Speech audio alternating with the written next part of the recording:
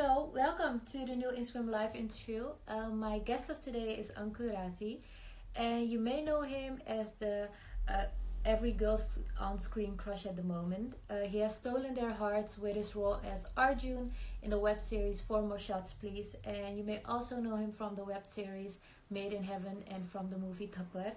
And if you have seen his performances and you're still waiting for more content, just follow him on his Instagram because he keeps entertaining us with amazing content.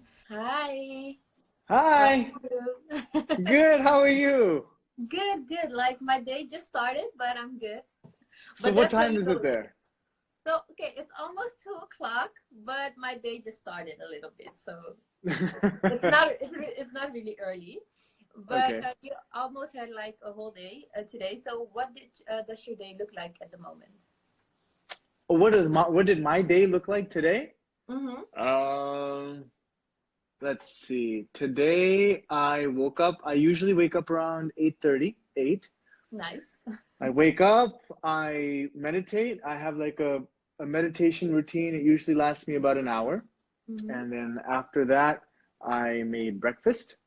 And while I ate breakfast, I watched the second to last episode of The Last Dance, the Michael Jordan documentary that's on Netflix right Okay. now. Yeah. Haven't seen And it yet. and then today in my home, it was my turn to cook for dinner.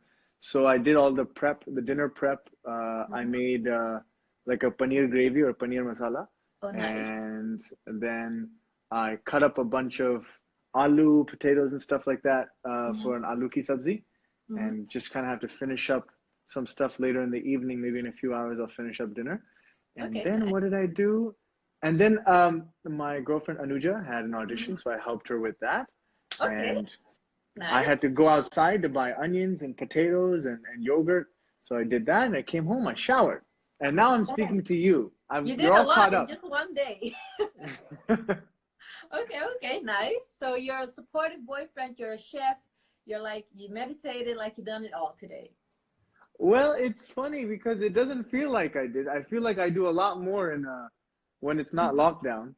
Yeah. But yeah, um, definitely trying to be as productive as I can at the moment. Okay, okay. And how do you keep yourself entertained? Because we've been staying at home for quite some time now. So what do you do to keep yourself entertained? Um, I I mean, the basic things that I do, obviously, watching Netflix, Mhm. Amazon Prime, and all that. Yeah. But I read quite a bit. Hmm. But I just started playing chess.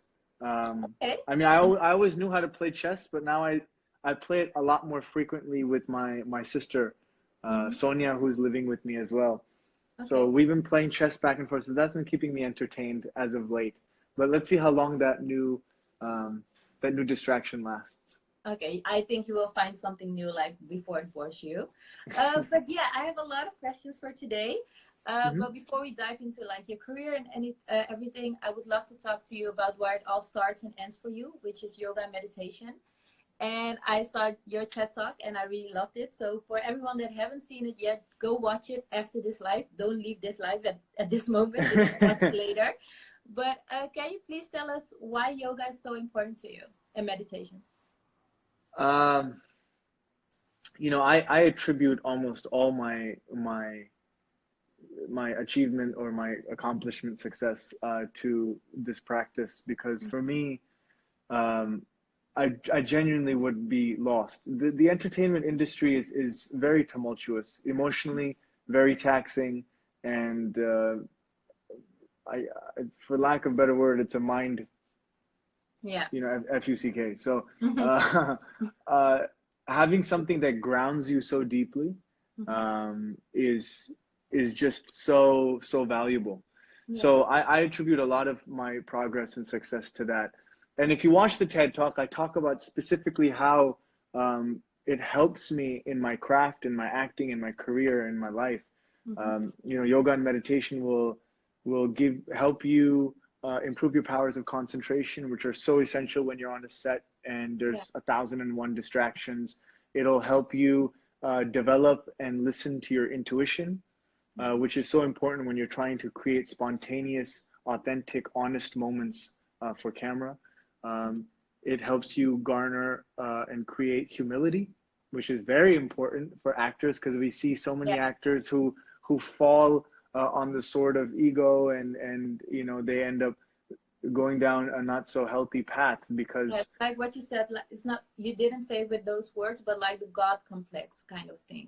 yes, actually, and in an Indian context, you know, when you see in India, it's very unique because you don't really have, you have a music industry, a dance industry, a theater industry, and a Bollywood industry, but not to the same extent you have in other parts of the world, No. right? There's a reason why you're never gonna have a Lata Mangeshkar who's gonna be as big of a star as Michael Jackson, Mm-hmm. because in India, all entertainment is somehow connected to the cinema, the Bollywood, right? Yeah.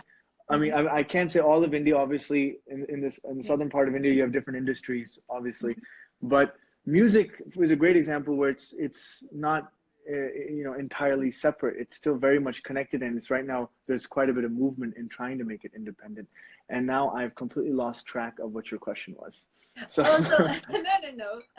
But you, I think you already. oh, ego complex, Yeah, yeah, God yes, complex. Yes. yes. So because of that, Mm-hmm. because actors end up being the face of everyone's work, they become the sole cultural icons in a Mm-hmm. certain way, right? Because when it comes to the performing arts and arts in general, the actors are the seem like they are the face of the music, the face of the characters, the films, the theater, everything, the dance. Yeah. So they're doing it all, and so it's very easy for actors in India who gain a lot of success and celebridom to let it go to their head.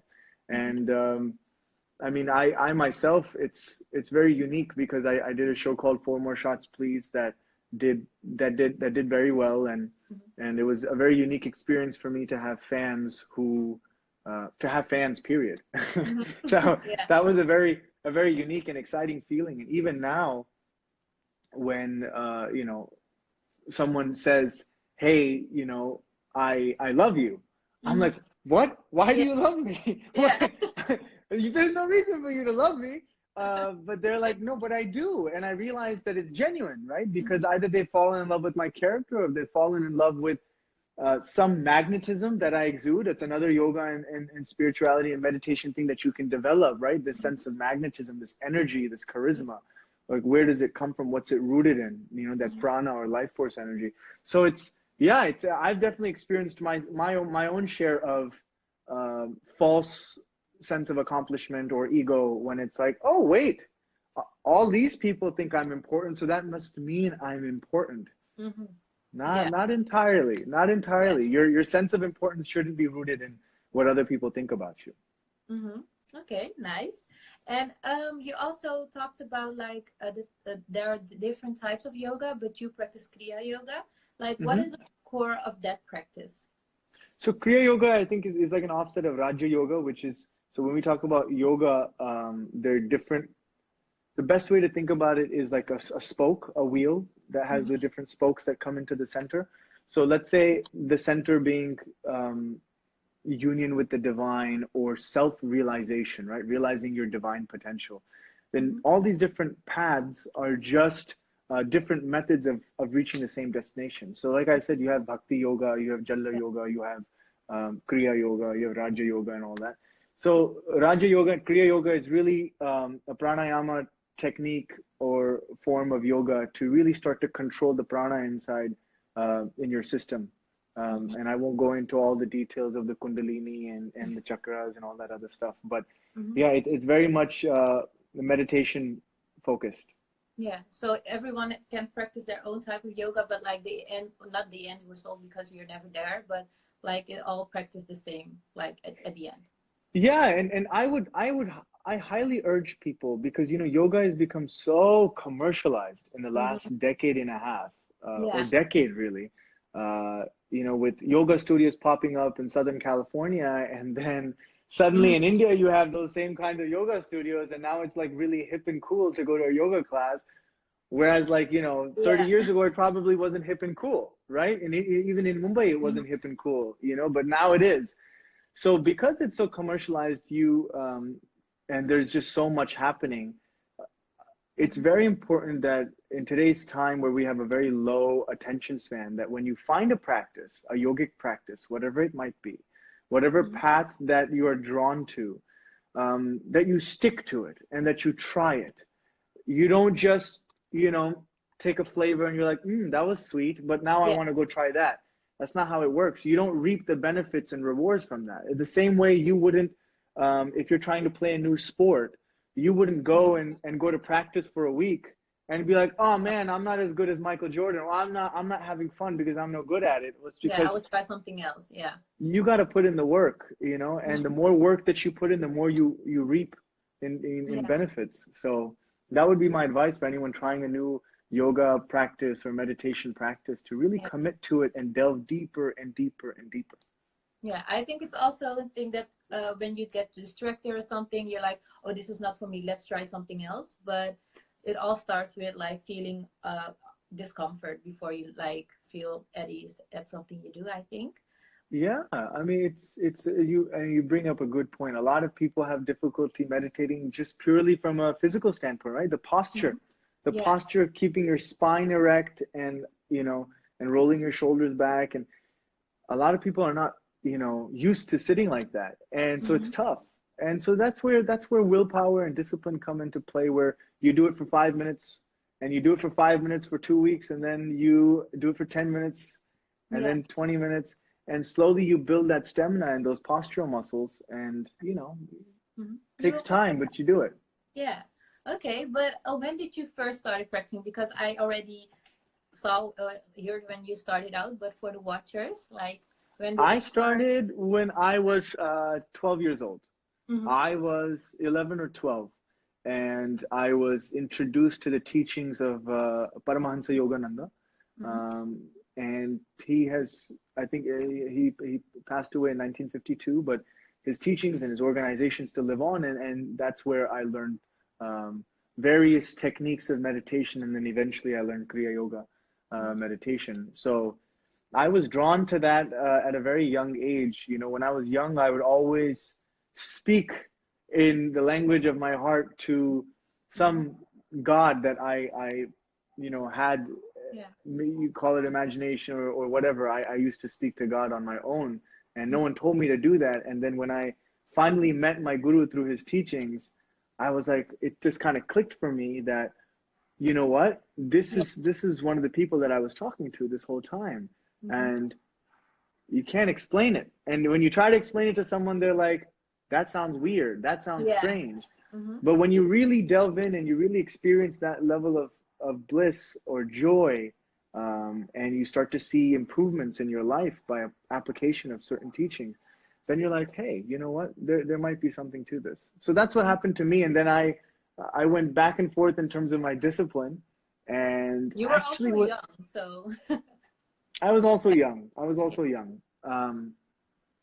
But you know, then at a certain point, I was like, no, this is the path for me. I enjoy this. I like this. This is right for me. So I Mhm. stuck to it.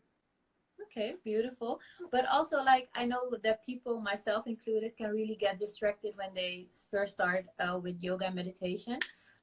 What are some tips of just letting go and really find your stillness? Because what I said, like, if you first started out, you may be like, I'm too much in my head, or like, I just cannot Hmm. focus. So, what kind of tips do you have for that? Well, I mean, it's funny you ask, because I still sometimes struggle. I mean, I think most people do. Mm-hmm. One thing for sure is, when are you meditating, right? Are you meditating in the busiest hour of your day? Or are you meditating in your mornings, when everyone is still asleep? Or are you meditating when you're alone and there's not a lot of activity surrounding you? I notice that meditating in the mornings for me works very well. I do Mm-hmm. morning and evening, but mornings for me, I never miss. Evenings, sometimes I can still get a little lazy about, Yeah, but morning's important to me. And then when you talk about distractions, don't look at your phone the first thing you wake up, that was because my you question. Yeah. yeah, Mm-hmm. because you do that, and I fall victim to that often. Is you wake up and you got all these messages, and now we live in such a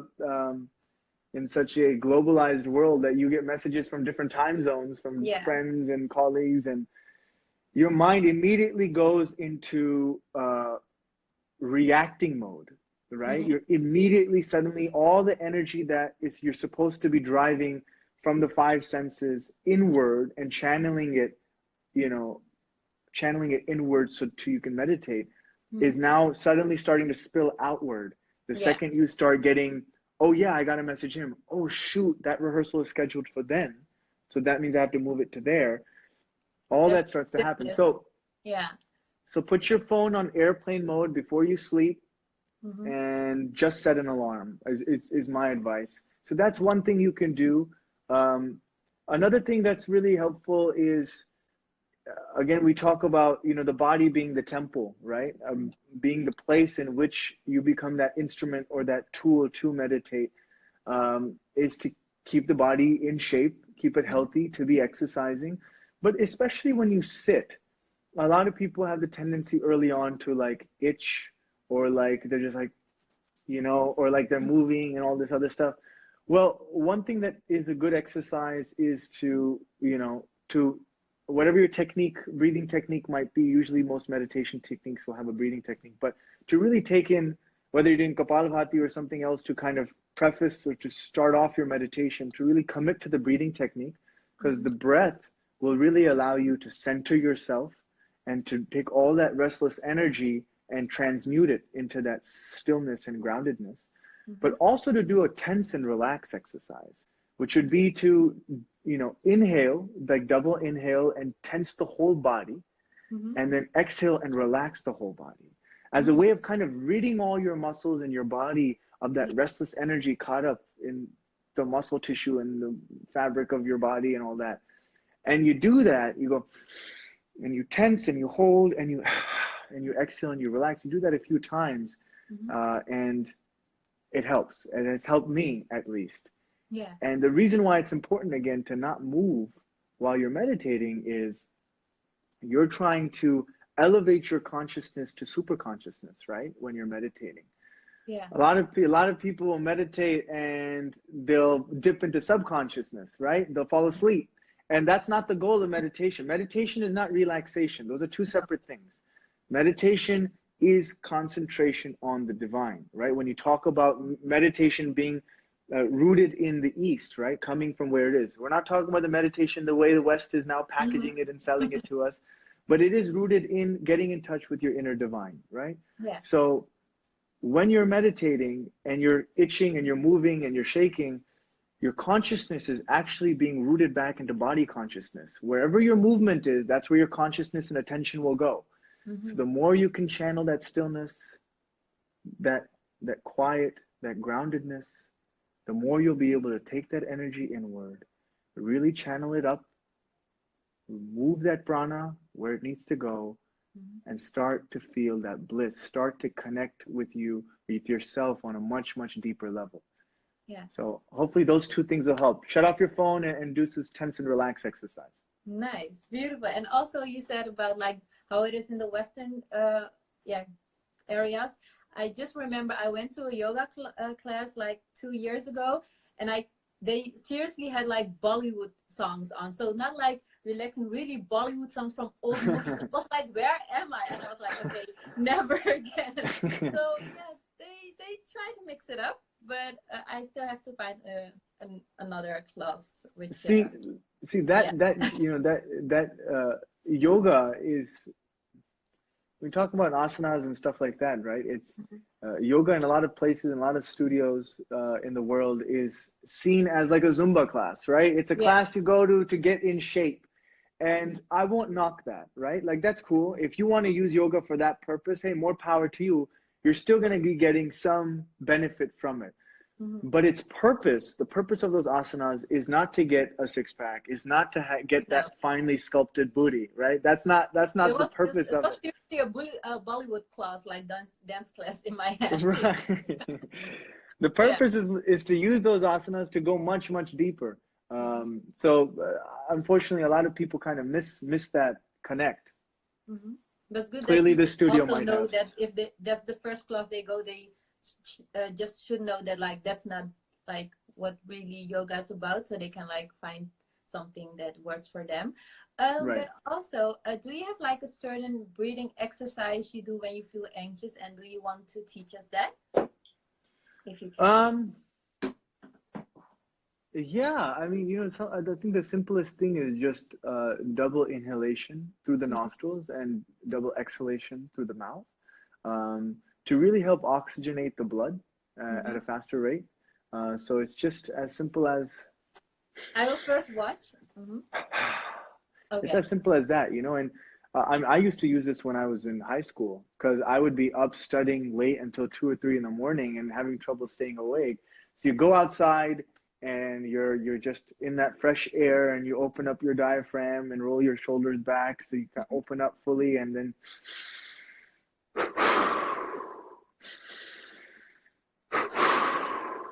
and you do that really deeply and you'll start to feel that prana circulating and surging in your spine and in your body. It'll really help you wake up.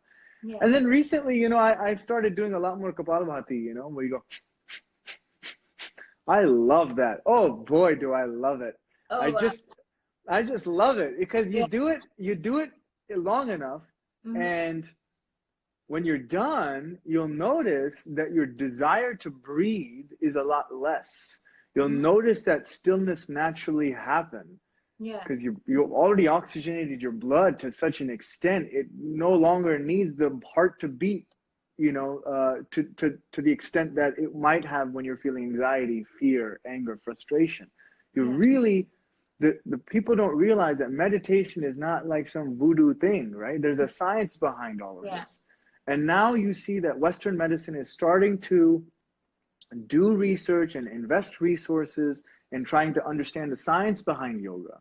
Mm-hmm. But just because Western medicine is only up until this point, has only been able to uncover and explain this aspect of yoga, doesn't mean the rest of it is not valid. It all has a science. There's a Vedic science behind it that Yeah. Western medicine is still catching up to explain. Mm-hmm. And so that's why I say, like, the heart and the breath, why is that so important? Notice in your life when you're feeling frustration, when you're feeling anger, when you're feeling jealousy, when you're feeling anxiety, your heart rate is Mm-hmm. irregular. No. It's not exactly where it is versus when you're very calm, you're cool, you're collected, you're focused, you're present. They're very different. So when Mm-hmm. you talk about meditation as a way to control the breath, right? Yeah. You're inadvertently talking about how that impacts your heart, how that impacts your biology, your system. So the biology and the science of it is all connected Mm-hmm. to the meditation and the mental practice that you're doing. Yeah, beautiful. Yeah, that's also to something like it's all connected, especially like your breathing and like what you said, like your heartbeat and everything. But I know that yoga is really important for you, but it also plays a big role in your career. So before we dive into your career, I would love to know when meditation helped you during a certain situation on set. Um, you know, uh, okay. I won't go into the specific set or situation, but I once was in a situation where um, I was not as large of a, I didn't have, let's say, maybe as large of a role Mm-hmm. as someone else on that set, and yet I was in a scene uh, with someone who was more veteran than me, more respected than me, and I had a director also who was obviously much more veteran than me and respected than me, and you come to set and you're earnest and you are doing your best to deliver the best performance, and you feel like, you know what, I'm not getting the same level of respect maybe that I should, Mm-hmm. and that happens a lot on a set because there's a lot of politics, a lot of different dynamics happening. Yeah. So for whatever reason, maybe a producer had said something to me, maybe the director had made some side comment, or maybe my co-actor or co-actress um, had kind of treated me maybe with not were not very respectful to me, or maybe had insulted me or made fun of me or something, and you get down on yourself, and then you also feel very separate, and you don't feel united with the team. Yeah. And as an actor whose job is to be a part of a scene and this collective operation, it's important to resonate at that frequency of unity. and harmony. Yeah. So that was an instance where I had to put my ego aside and Mm-hmm. say, you know what, Ankur, it doesn't matter that person said that to you. It doesn't matter that that person thinks that about you. None of those things matter. That you in this situation and your feelings in this particular moment do not matter. What matters is the larger service that you're here to do. You're here to serve this character. You're here to serve this scene. You're here to serve this director. And come at this opportunity, this space, this scene from a place of gratitude, from a place of service, from a place of kindness. Mm-hmm. And that was a moment where I was able to give, when someone had said something snide or rude to me, I gave them kindness and love back. Mm-hmm. And many times you do that to someone who's trying to bully you or do all that, it catches them off guard. They're like, well, what's going on? Why is this person being so genuine and kind? Yeah. So that was an instance on set where, because the harmony and the unity wasn't happening, I made it happen by putting my ego and my feelings aside and just being a team player. And so then, obviously then they end up giving you respect because they Yeah. realize, hey, this guy, he's here to do his job, and he cares to do his job, and we're gonna Yeah. make something magical together. Mm-hmm. So it's not like you react like in the same way or energy, but it also protects you just to like leave your ego at the door and just do like what you're there to do. Right. And you got to look at it. I talk about this in the TED Talk about how when you're meditating frequently, Mm-hmm. things start to happen in slow motion almost. It's the best way I can describe it, right? Like, you start to become very self-aware of what you're feeling at a particular given point in time.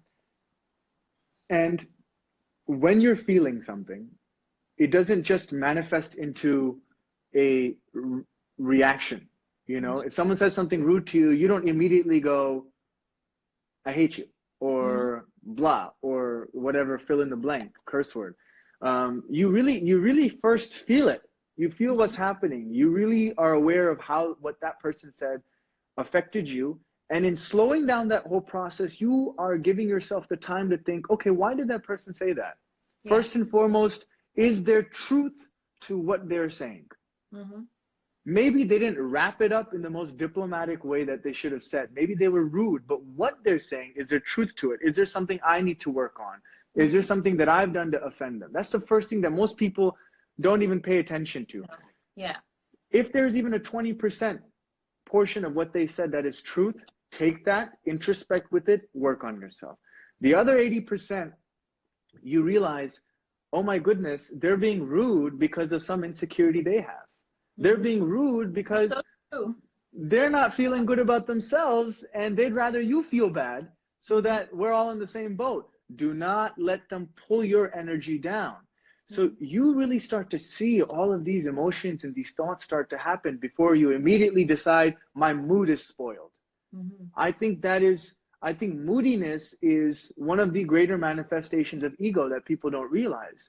If you're moody, if you're like, oh, I'm just in a bad mood today, the whole day is ruined because of this one thing. No, that's you sticking to that event. That's you sticking to your ego, like, my ego was bruised by that, or my day was messed up. That's not cool. No. That's not productive. That's not effective. So this is the kind of stuff that meditation really allows you to do, is slow everything down and respond, not react. No. Okay, beautiful. It's also like a thing, like I realize that we all work on ourselves, but it's never like an ending story. Like there's always Right. like a feeling of ego or something left what you can work on. But like let's talk about like your career now, because you're a performer at heart. Like I did my research, so I don't want to say everything because it's an interview about you. But can you remember the first time you knew you wanted to become an actor and dancer, and you also went to school for it? So can you tell us more? I must have been, my sister was not born. My sister is 6 years younger. So I must have been five or Mm-hmm. 6 years old. And my grandmother used to take care of me at that age quite a bit. And so she used to watch all these old Hindi films on the VHS cassettes. Yeah.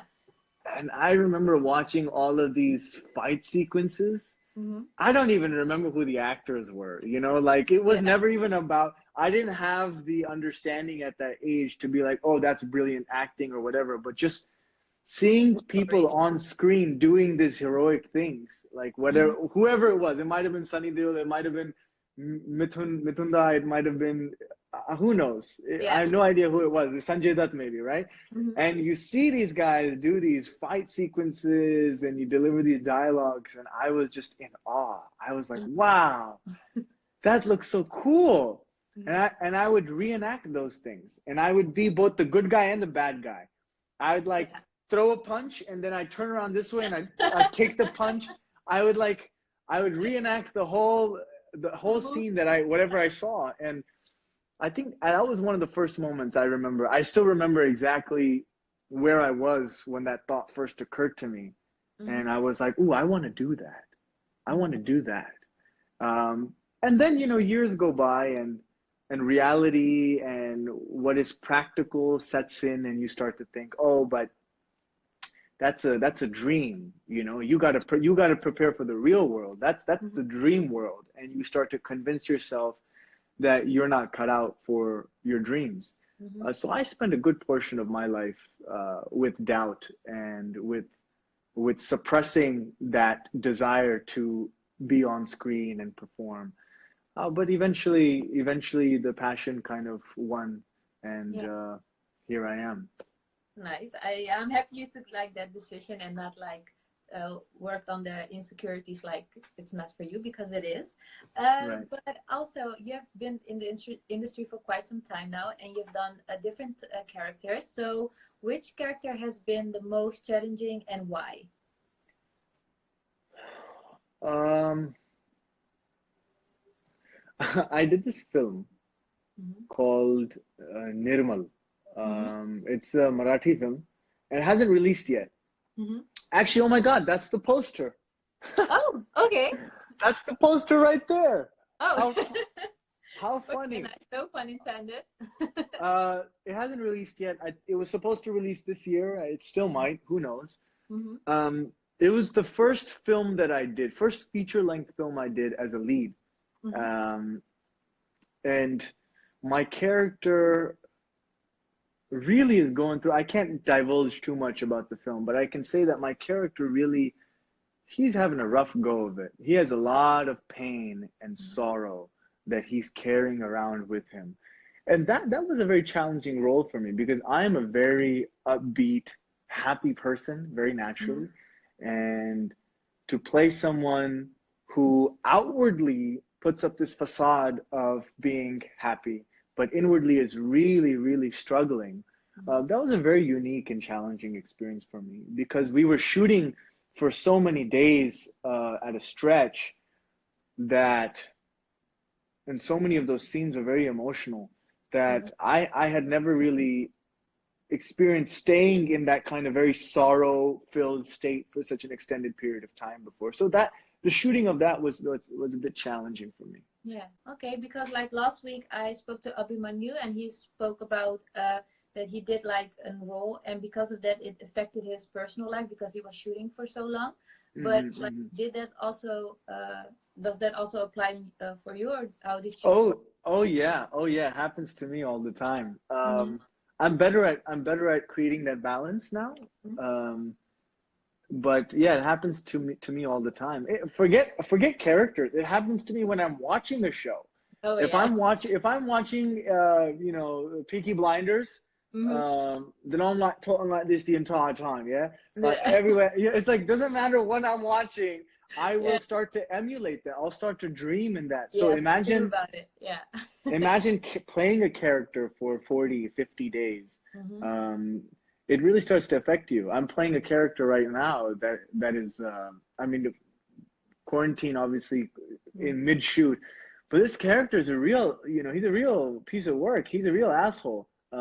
So I notice how my humor at home can be a little bit more sharp and Mm-hmm. biting. Mm-hmm. That'll start to happen. But Yeah. then again, meditation and yoga to really help create that barrier between your character and yourself when you need to is important. So Yeah. Okay, nice. So always when I do an interview, I try to mix it up with a couple of games.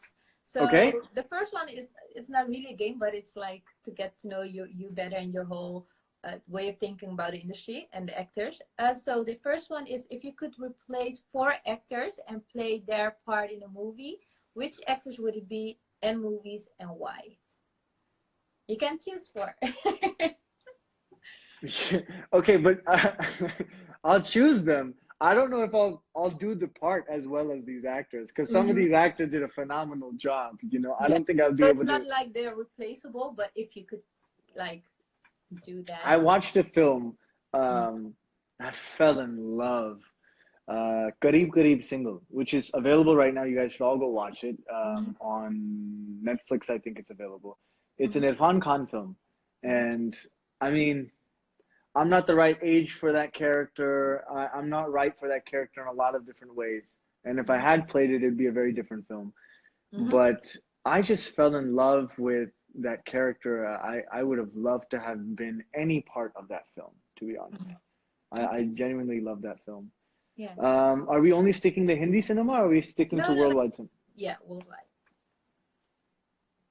I would have loved to have played Leonardo DiCaprio's role in Titanic. That would have been Yeah. fun. Nice. Gosh, that would have been something, wouldn't it? Yeah. That Oh would well. have been very cool. I would have Mhm. done that. I don't Um, even have to ask why. So yeah, I mean, what is there to say why? Like, it yeah. was just that film was something else, and shooting it, I'm sure, was just Mhm. remarkable. Let's see, two other films I got to give you, right? Mhm. Two other films and two other characters. What else really struck me? Oh man, um, this film just pops out. It's so silly. I could never play this character because I'm not a Mhm. woman, but I love this Still. character. Yeah. Mhm. Huh? I said Scarlett still. Johansson. You can also choose another one. So that's not. It doesn't have to be like a male actor. So tell me. Yeah, I watched Jojo Rabbit not too long ago, and Scarlett Johansson's role just really, it was really quite something. I think she is Yeah. just phenomenal. She's just Mhm. phenomenal in that. So I would do that, and then I would play either I'd play Thor. I Oh, play nice. Thor. Yeah. I I would love to do a superhero film. That would be Yeah. so much fun. Whether One it's day. Thor or whether it's an Iron Man, I would do something like that. Okay, nice. So the next one is like I don't know if you were a good student. So were you a good student? I was. I think Yeah. I was. I studied hard. I really Mhm. studied hard. Yeah. And did you like have a lot of languages? You have two classes, language classes. Yes, yes, I did. I don't unfortunately remember too much of them. I took Spanish in high school Mm-hmm. and no, no, sorry, I took Spanish in middle school for Mm-hmm. 2 years, and then I took Latin in high Okay. school for 4 years, Yeah. and then obviously Hindi and Haryanvi we used to speak at home, Mm-hmm. and English I grew up with, and that's about it. Okay. So I would love to teach you Dutch phrase. So I was checking out if you already knew some Dutch. So No, I don't. okay, nice. Is there any English translation you would love me to translate for you in Dutch? Um,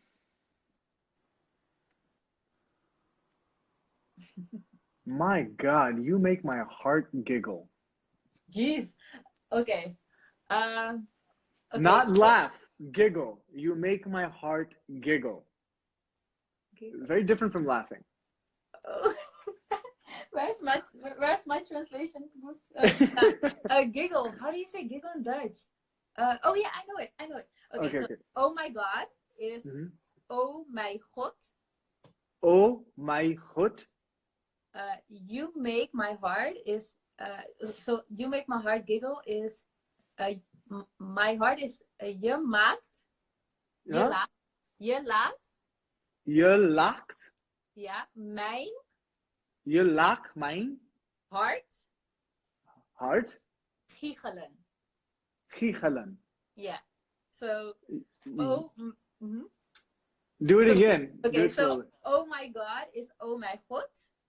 Oh my god. Oh Yeah. my god. Oh my Yeah. god. Okay, oh my god. And you make my heart is jij maakt mijn hart. Jij maakt my hart Giggelen Ja, is wait, go back. Jij maakt, what is it? jij maakt Jij maakt mijn hart mijn hart giechelen. giechelen. Ja, Jij jij maakt mijn hart laat. lacht. Laat, ja. Laat. Laat maar, like laat. Laat. Ja. Mijn Mij laat, no, mij laat mijn hart giechelen. giechelen. Yeah. Giechelen.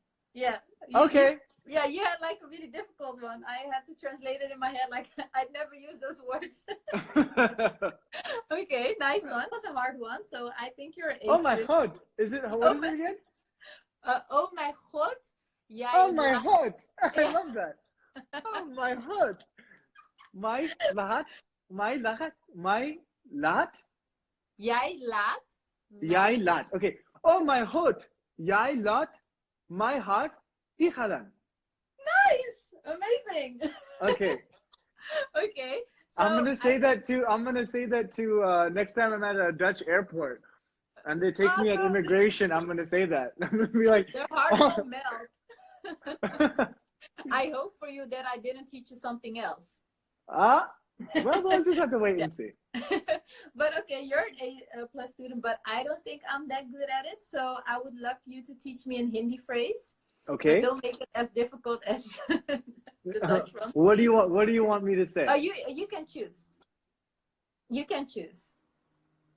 Like what is something I should know to say? You have to choose. What do you want me to say? What's something that you would use? Yeah, what would you say? I would love to cook for you. I don't know. I would love to cook for you. Okay.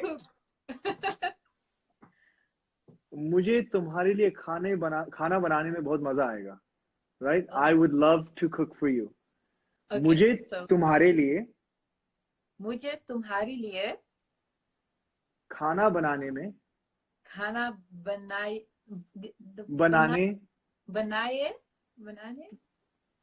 Why don't we make it simpler? Why don't we just say I want to cook for you, right? Yeah. Let's make that simpler. Take out the love portion, right? Because that's what you're really trying to say. So you say मैं तुम्हारे लिए खाना, food, banana, to make, banana, चाहती. Did I say banana? Yeah, it's like Oh, okay. it's like banana, right? Yeah. So again, go back. मैं तुम्हारे लिए, for you, खाना banana, yeah, चाहती.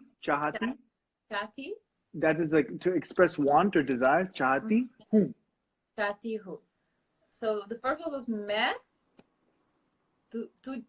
तुमसे तुम्हारे लिए खाना बनाना. No. Yeah, you got it. Banana, चाहती हूँ. चाहती हूँ. Okay. Right. God. So sorry. All in one flow, it'd be like मैं तुम्हारे लिए खाना बनाना चाहती हूँ.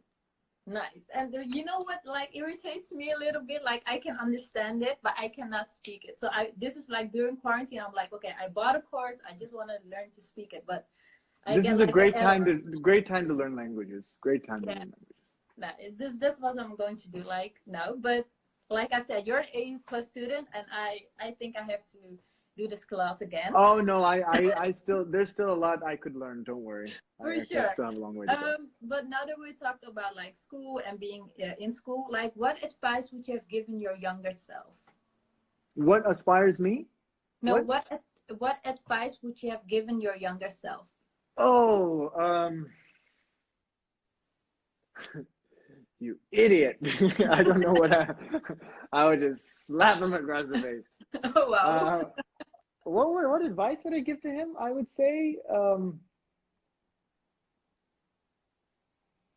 would say develop good habits, because they're gonna take you a lot farther than you know. Yeah. I would urge my younger self to really, really develop strong habits in every facet, whether it's exercising daily, whether it's waking up early, whether it's eating a balanced diet, um, whether it's watching your speech, really develop strong habits and discipline. Because I notice now later on in life, it's a lot harder for me to create those habits. The older you get, it's harder to break bad habits and Yeah. create new ones. Mm-hmm. So at a young age, I would have done that. And having done that, a lot of things become easier. And I see it with my colleagues and my peers. Some Mm-hmm. of them have just brilliant habits. They don't even have to think about them. They don't have to It's keep just routine. fighting. Yeah, they don't have to fight to make things happen. They don't have to employ their will all the time. At the end of the day, that's what a habit is, right? Mm-hmm. A habit is an action, a decision, or an event that you create that happens on repeat so much Mm-hmm. that you're able to do it unconsciously, that Yeah. you don't have to will it to happen, Mm-hmm. right? Imagine that. Imagine if you could wake up at 6:30 a.m. every day, Mm-hmm. and you wouldn't have to be like every morning you're like, oh, I'm so tired, I don't want to get. If you Yeah. didn't have to do that in a young age, you're every day you're waking up 6:30, it just becomes, even Mm-hmm. without an alarm you're waking up at 6:30. I mean, that's another 3 hours in your day Mm-hmm. times 365 days. There's so much you can do. And Yeah. those 3 hours, 6:30 to 9:30, nobody's awake. No. So it's all time for you to do you. I mean, these are small, this is one habit, right? But imagine all the habits I would have, created. Yeah. I did create some good habits, but Yeah. I would have told Not all myself to that make bad. more. Yeah. Yeah. Okay. Nice. And what are some things a lot of people don't know about you? Um, for all this talk about yoga and meditation, I do get angry. I Yeah. I You're I human do. too. What? You're human too. Yeah, of course, yeah. No, I definitely get I get impatient, I get frustrated, I get angry. I'm just a really good actor. I'm Yeah. like good at hiding it. So most people don't realize that I'm pissed off or upset or angry because I won't let it show. Mm-hmm. Unless you're like a loved one, right? Unless you're like my family, and then I don't care about acting. Then I'll just let you see it and show it, and I'll be nasty. Mm-hmm. But that's one thing very few people I think know about me, is that I can get kind of angry sometimes. Yeah. Thank God. Otherwise, I would think like, how is he always that cool? But okay, good to know. The last game for today is the rapid fire. So I will start the sentence and you will have to finish it. Yeah? Okay. Yeah? I'm not okay. Yeah, I haven't prepared for this at all, by the way. No, Okay. it's not hard. I'm most peaceful when?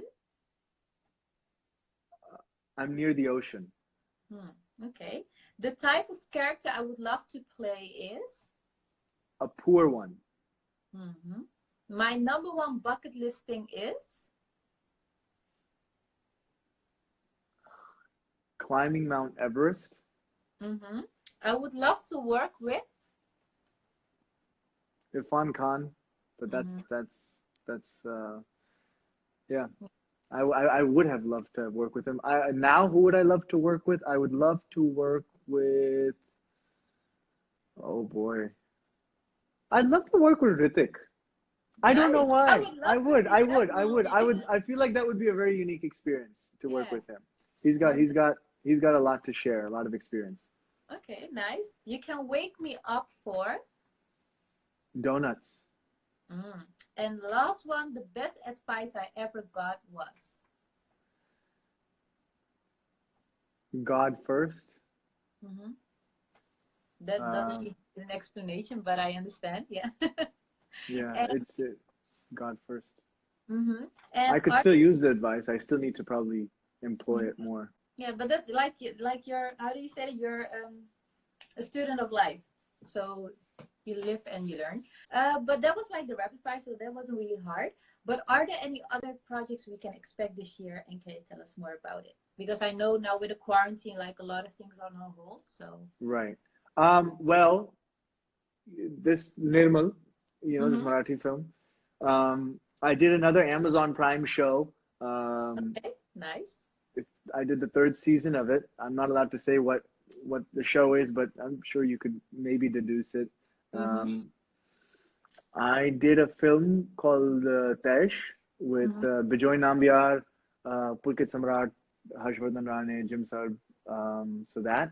Nice stuff. I did a applause entertainment show Mm-hmm. called Andekhi, and Mm-hmm. so that should release soon. And then what else have I done? Ooh, I did a Punjabi film, kind of That's nice. Hollywood Punjabi crossover film, and Yeah. I played Bhagat Singh. I did a cameo as Bhagat Singh in that. Mm-hmm. And then I am working on one more film, which I'm not allowed to disclose anything about. Mm-hmm. And I'm working on a project right now with Nagesh Kukunur, which I can't disclose much about, but it's been a pleasure working with him. So yeah, bunch of stuff in the works. I think I may have missed one or two things. I've done a lot of stuff that hasn't yet released, and a lot of Mm-hmm. actors get frustrated by that, but I don't get frustrated at all because for me it's exciting. I know eventually it'll come out, and when it Mm-hmm. does, it'll be like a little gift from God. It'll be a little surprise. Yeah. So I don't know when it'll all come out. I think most of it was supposed to come out this year, but Mm-hmm. might get pushed to next year. Let's see. Yeah. So a lot of content we will see. But Mhm. before we end this interview, I would love to know what your personal mantra you live by. Ooh, I was just talking about this. I have so many mantras that kind of. I have one written on my Instagram too, right? Mm-hmm. It's if you affirm a thought or a desire enough, the universe will manifest it for you. Mm-hmm. But the thing that's really been on my mind recently, and that's kind of been a through line for my entire career, is go after every loose ball. And if you're not a sports fan and you don't understand that analogy, in basketball, you know, if a ball gets, if there's a ball anywhere not in possession, to go after, to jump for it, to dive for it. And so the metaphor applies to your ambitions and your career in the sense that don't miss an opportunity to go after, you know, what you want. Don't Mm-hmm. miss it No. because of fear, because of self-doubt, because of laziness, Mm-hmm. because of a lack of will, because of, a lack of funds, just doesn't matter what it is. Go after every loose ball. A lot of people would, look at me, who used to look at me and be like, hey, you've come a long way in a short amount of time, when I first moved to India. And I hadn't done that much, but I was doing a lot of um, whatever. I was moving along, and Mm-hmm. people would be like, wow, you've been really lucky. And I cannot deny the fact that, I'm very grateful, and there's a lot of things in work that I've gotten that I You can't work hard for explain. it. But yeah, that's the one thing that a lot of people don't understand, is that I went after every single loose ball. I Mm-hmm. made every call. I went to every audition. It did not matter what. I would jump after it. And in India, people, there's not that much of a professional culture in terms of like, hey, let's not call someone after 6 p.m., 7 p.m. I'll get calls still at 11:30, and I'll be Yeah. like, who is it? What is it? What do you need? Another Mm-hmm. loose ball. Let's go. What do I need to do? Where do I need to be? How do I need to get there? So that mentality has kind of been there prevalent throughout. Mm-hmm. And again, this documentary, Michael Jordan is a great example of that, right? Just Yeah. you just don't miss a chance. You got to be on. You should just go for it and never, like, I don't want to say don't take no for an answer, but to be honest, I always call myself like the Instagram stalker. For every interview I want to do, I just find like the context to make it happen. Right. So like this one, and I'm so thankful that we could have this conversation today. So thank you so much. And yeah, I cannot wait for your upcoming projects and what you said about like putting things in the universe. I really hope to see you and Ritik Roshan on one screen. So I cannot wait for that also. But Thank yeah, you so thank much. you so You've much. been so splendid. It's been a wonderful interview. You had some really great questions. It's always really nice because when someone asks really good questions, it forces me to introspect in ways that I wouldn't otherwise. I, you know, I really didn't. I really wasn't prepared for most of the things you asked Oh, me, which thank is you. I'm happy to hear that. which is good because it keeps it spontaneous and you end up learning a lot about yourself. So thank you for that opportunity to grow in that way. Thank you so much. I really appreciate it. And I hope to speak to you soon when like everything comes out again. So, Yes, yeah. absolutely. Okay, so have like a lovely meal and Okay. I hope to speak to you soon. All right. Thank you so much. Okay, Take care. thank you. Bye Bye, bye. everyone. Bye. Bye Thank you for everyone. tuning in. I really appreciate it. Love to you all. Bye Bye. bye. Thanks.